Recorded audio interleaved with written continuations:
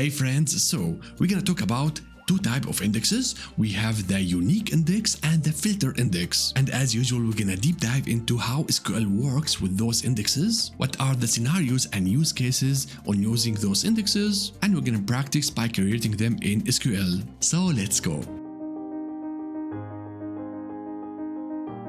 Alright, so now what is unique index? Unique index is a special type of indexes that gonna make sure no duplicates in your data. And there are a couple of reasons why is it important to have a unique index. The first one and the most obvious reason is to have data integrity. So the unique index gonna go and enforce uniqueness in your data, and that is very helpful. For example, if you have a column like an email address or a product ID, having duplicate in such columns can mess up your data very badly. So having a unique index on a column like an email gonna make sure there are no sneaky duplicates inside your data. And the second important reason why unique index is important is to improve the performance. So for example, if you are searching for a specific email, the SQL gonna start searching for the email value. And once the SQL find the value, the SQL will stop searching because we are sure that there is no duplicates in the data. So with that, you are improving the performance of your queries. So if you are creating an index and you know this column is unique, then make sure to make the index as a unique index. So now if you have a look again to our clustered index where we have the B structure, if you make this index as unique, then you are giving an extra task for the SQL that's gonna go and make sure that all those IDs of the customer gonna be unique. So SQL has to guarantee that there are no duplicates at all inside your data in the databases. So now since we are giving SQL an extra task to prove the uniqueness of the data, building the clustered index gonna be a little bit slower. So that means inserting new data, writing data gonna be slower as the normal clustered index. But now if we are talking about the read performance, the performance of our query, it's gonna be optimized a little bit faster than a normal clustered index. So again, this trade-off, we are making writing data slower, but we are gaining more speed on the query performance. So this is what we mean with unique index. Okay, so let's keep extending the syntax of the index. So now in order to tell whether it is unique or not, we can specify it exactly at the start. So we say create unique is just before the clustered or non-clustered, and then afterward the column store, and nothing changed for the rest. So we can specify this keyword to tell SQL it should be unique. And if you don't write anything before the clustered index, it's gonna be not unique. So for example, this one says create an index. So we didn't specify anything here. Duplicates are allowed in the index, but if you go and specify a unique index, then the duplicates are not allowed. So it is very simple. Okay, so now let's go and create unique cluster. Now let's go and target the table products. Let's go and first select the data from the table, so sales products, and execute it. Now let's see that I'm gonna go and create a unique index on the column category. Let's go and try it. So create unique non-clustered index, and let's give it the name index products category. On the table sales products, and we are targeting the column category. So let's go and execute it. Now we will get an error because the category has duplicates. So if you go and query again our table, you can see we have here duplicate values, and the SQL cannot go and create a unique index for this table. It's too late. But you still can create this index if the table is empty, and SQL will not allow you to insert any duplicates about the categories. And of course, it makes no sense to have a unique index on the categories because of course we're gonna get duplicates here. But maybe you say, you know what? My products are unique. The product name should be unique. And we are not allowed to have in this table two products with the same name. So if you have such a rule at your business, you can go and define a unique index for the product. So let's go and do that. Now we're gonna go and replace the category with the products. And the same thing over here. So we are targeting the column products. Let's go and execute it. As you can see now, it is working because we don't have any duplicates inside the table products. And if you go and check the indexes over here, we can see our new index, and as you can see at the start here, it says it is a unique non-clustered index. Now let's go and try the data integrity. Are we allowed now to add any duplicate to this table? So let's go and try that out. Let's have an insert statement. Let's say insert into sales products, and I would like only to insert the product ID and the product name. And we're gonna insert two values.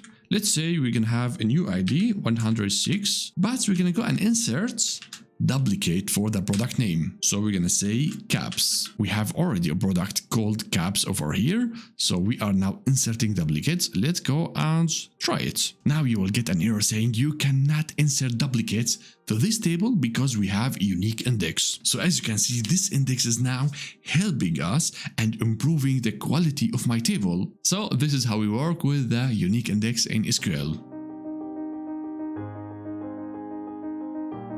Okay, so now what is a filtered index? A filtered index is a regular index but with a twist. It only includes rows that meet specific condition. So let's understand what this means. So again, we have our non-clustered index and the B-tree structure. So now at the leaf nodes, we will get only the IDs, the data that fulfill a specific condition. So for example, if we are saying we want only the active customers, this is the condition. So that means on the leaf nodes, we will have only the customer IDs that are active, and any inactive customer will not be included at all at the data page and at the nodes. So that means our B structure gonna be a little bit smaller as usual because we have less data included in the structure. So our index gonna be smaller than the regular non-clustered index. So now the question is, why is it important to have a filtered index? Well, the biggest benefit is we're gonna have targeted optimizations. So for example, if our analysis always focuses on the active users and the inactive users are totally irrelevant, so that means having only relevant subset of data in the index gonna make the whole index much smaller, which leads to faster performance. So it's gonna be faster to query this filtered B-tree structure. So that means we are doing targeted optimizations and we are improving the query performance. Now the second benefit, if you think about the storage, since the size of the B structure gonna be smaller, that means we're gonna need less storage space in order to store the index, which is a great thing if you have large tables in your database. So the filtered index gonna make the structure of the index smaller, which gonna improve the speed and the performance, and as well reduce the storage that is needed for your index. Okay, so now let's check the syntax of the filtered index.